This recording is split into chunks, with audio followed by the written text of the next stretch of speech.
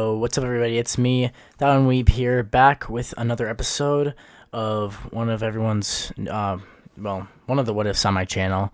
I hope you guys like it, that is, for What If Minato Survived the Kibi Attack on Konoha, Part 3. Last time, Naruto was placed on Team 7 with Kakashi, Sakura, and Sasuke.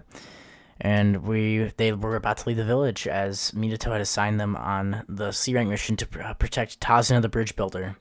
And that's where we're at right now. So now let's continue onwards with what's going on in the new episode. Naruto and the rest of the gang leave the village hidden in the leaves. As Naruto is thinking and contemplating about his dad assigning him this mission and how he won't let him down, he asked Tazuna about the bridge that he's building and why he had asked Ninja to help protect him. Kakashi's wondering this as well, as most thugs wouldn't really care about this, and he's actually kind of pleased that Naruto would think of this endearing and also smart, intelligent question. Naruto then senses something before Sasuke does, as Naruto's highly trained by both his mother from the Uzumaki clan and Minato and Kazi, the 4th Hokage. Two Chunin-level ninja, the Demon Mist Brothers, come out and attack Kakashi. Before Kakashi can even do the substitution jutsu, Naruto appears, however, with her Rasengan in hand. Naruto activates his Rasengan, and then basically takes out the two ninja. He slams the Rasengan into one of them, causing that one to crash into the other one, knocking both of them out.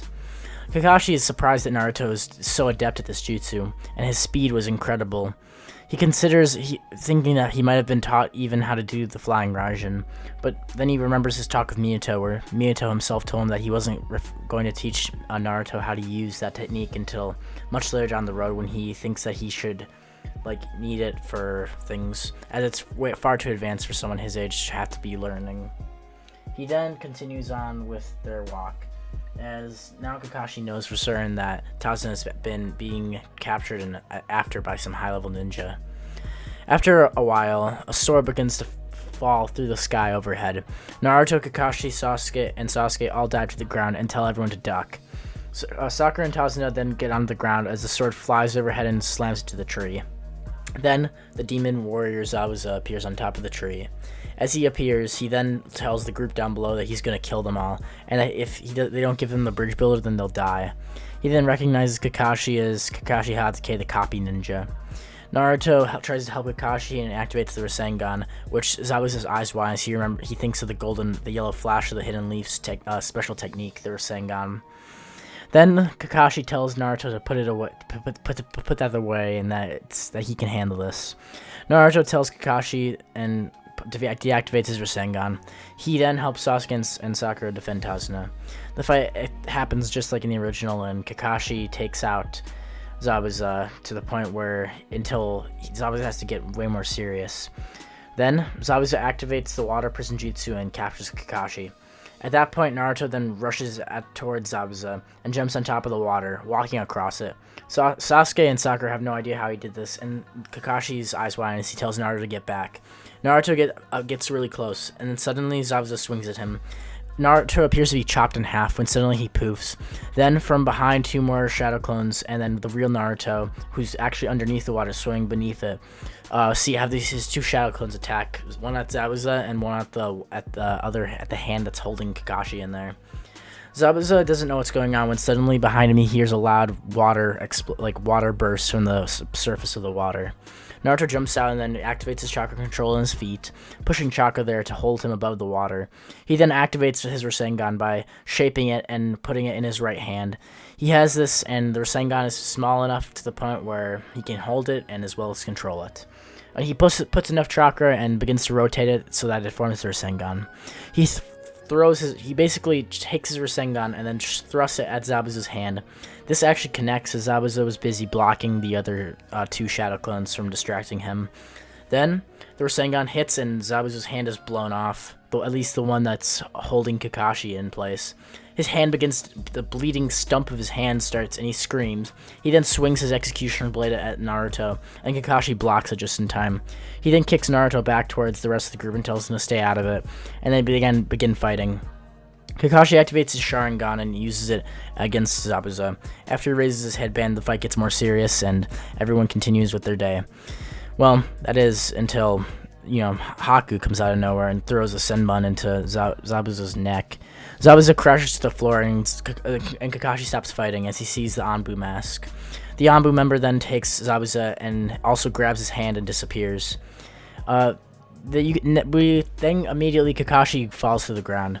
Kakashi is then picked up by the rest of the team and heads back to Tazuna's house. Zabuza's hand is being stitched back on by Haku as he's using his Senbon needles and stitches to try and reattach. He then uses chakra to try and reattach the hand, and it makes Zabuza feel pain. He then helps Zabuza rejuvenate, but Zabuza basically can't feel his hand.